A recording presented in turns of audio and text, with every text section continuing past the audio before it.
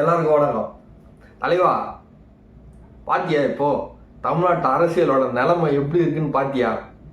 ரொம்ப படும் மோசமா சந்தி சிரிக்கிற மாதிரி இருக்குது.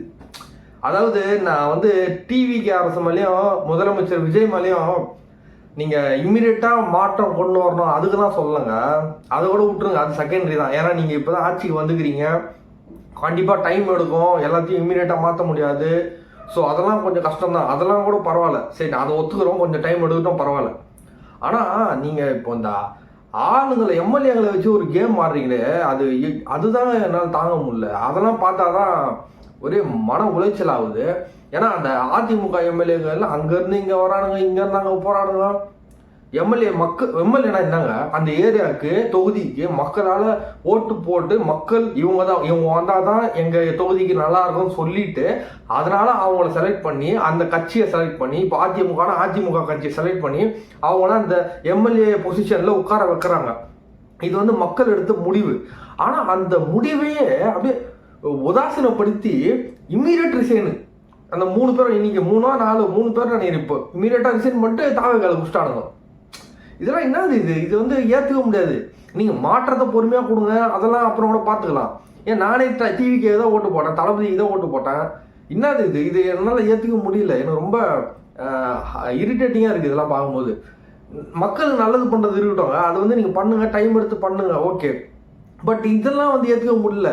இஷ்டத்துக்கு ஒரு கொள்கை, அடிப்படை கொள்கை கூட இல்லாமல் அந்த ஒரு கோட்பாடு எப்படி அது எப்படி அந்த கட்சியோட டீசன்சி எப்படி காப்பாற்றிக்கணும்.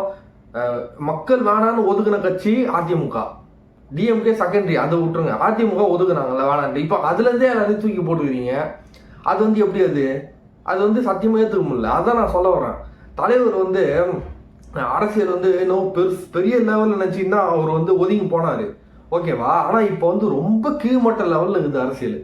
ஸோ இதெல்லாம் தலைவர் பார்த்தாருன்னா அவருக்கு தெரியும். இப்போ நான் அவருக்கு தான் சொல்கிறேன், தலைவா நீங்கள் என்ன பண்ணலாம், அரசியலில் வந்துருங்க தலைவா. ரொம்ப ரொம்ப ஈஸி. இப்போ நீங்கள் பார்த்தீங்கன்னா எப்படி இருக்குன்ட்டு ரொம்ப ஈஸியாக அடிக்கலாம். இப்போ நீங்கள் வந்தீங்கன்னா ஈஸியாக அடிக்கலாம்.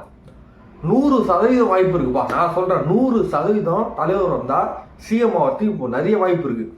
ஏன்னா இப்போ டிவிகே கவர்மெண்ட் சேஞ்ச் ஆயிடுச்சு. பட் நானே டிவி ஏதோ ஓட்டு போட்டேன், அந்த மாற்றத்துக்கு தான் ஓட்டு போட்டேன். பட் இந்த 15 டேஸாக நான் பார்த்ததுல ஒன்றும் பெருசாக நடக்கலை.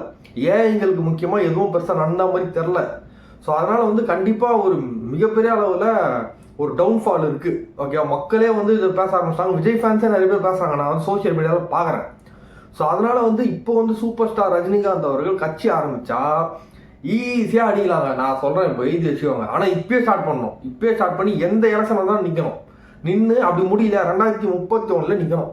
நின்னார்னா ஈஸியாக அடிக்கலாம். நான் சொல்கிறேன், சிஎம் ஆகலாம், கண்டிப்பாக ஆகலாம். தலைவருக்கு நிறையவே வாய்ப்பு இருக்குது. அதனால தான் தலைவா நீங்கள் வாங்க, பார்த்துக்கலாம், அச்சு தூளம், பிரச்சாரம்லாம் பார்த்துக்கலாம். பிரச்சாரம்லாம் நீங்கள் நினச்சிட்டு கஷ்டம் இப்போ தான் பார்த்தீங்களா, உட்கார்ந்தத்துல அடிக்கலாம். நான் சொல்கிறேன், இப்போ உட்கார்ந்தத்துலேருந்தே தூக்கலாம் எல்லாரையும், ஓகேவா. அதனால் நீங்கள் வாங்க. நீங்கள் நினைக்கிற அளவுக்கு அரசியல்லாம் ரொம்ப டீசெண்டாலாம் இல்லை இப்போ, ஓகேவா. நீங்கள் அப்போ சொன்னீங்க, அரசியல் நாகரிகம் கருதி சொன்னீங்க, அதை அப்போ ஏற்றுக்கிறாங்க மக்கள். ஆனால் இப்போ அப்படி இல்லைல்ல. நீங்கள் வாங்க, பார்த்துக்கலாம், இறங்கி அடிக்கலாம். நீங்கள் வந்தால் மட்டும் போதும். எப்படி நீங்கள் வந்தால் மட்டும் போதும் அப்படின்ற மாதிரி தான் இருக்குது. ஸோ அதனால் எனக்கு என்னோட பர்சனலாக நான் சொல்கிறேங்க, எனக்கு ஆன்மீக அரசியல் வேணுங்க. மக்கள் எல்லாரும் அமைதியாக இருக்கணும். இந்த மாதிரி கட்சி தாவல் இருக்கக்கூடாது. இப்போது தலைவர் ஒரு கட்சி ஆரம்பிக்கிறாருன்னா அந்த ஒரு கட்சியில் இருக்கிறவங்க தான் எல்லாத்தையுமே அந்த ஃபுல் கண்ட்ரோல் எடுத்துக்கின்னு அந்த பொறுப்பு எல்லாத்தையுமே முக்கியமான பொறுப்பெல்லாம் எடுத்துக்கின்னு தமிழ்நாட்டில் டாப் லெவலில் வைக்கணும். இந்த மாதிரி இந்த கட்சியிலேருந்து கொஞ்சம் பேர் போட்டு, அந்த கட்சியிலேருந்து கொஞ்சம் பேர் போட்டு, இந்த கூட்டணிலேருந்து கொஞ்சம் பேர் போட்டு, அந்த கூட்டணிலேருந்து கொஞ்சம் பேர்லாம் போட்டிங்கன்னா உங்களுக்கே உங்கள் கட்சி மேலே இருக்கிற மரியாதை போயிடும், அந்த நம்பிக்கை போயிடும். அப்போ நீங்கள் என்ன பண்ணுவீங்க, இந்த தப்பு நான் இப்போ சப்போஸ் தமிழ்நாட்டில் ஒரு தப்பு நடந்தால் கூட இது எங்களால் நடக்கலை, இந்த கூட்டணியால் தான் நடந்தது அப்படின்னு சொல்லிட்டு எஸ்கேப் போயிடுவீங்க. ஸோ அந்த பொறுப்புணர்ச்சி உங்ககிட்ட போயிடும். ஸோ அதனால இப்போ நடக்கிறதுலாம் வச்சு பார்க்கும்போது இது ஏதோ சரிப்பட்டு வராத மாதிரி தான் இருக்குது.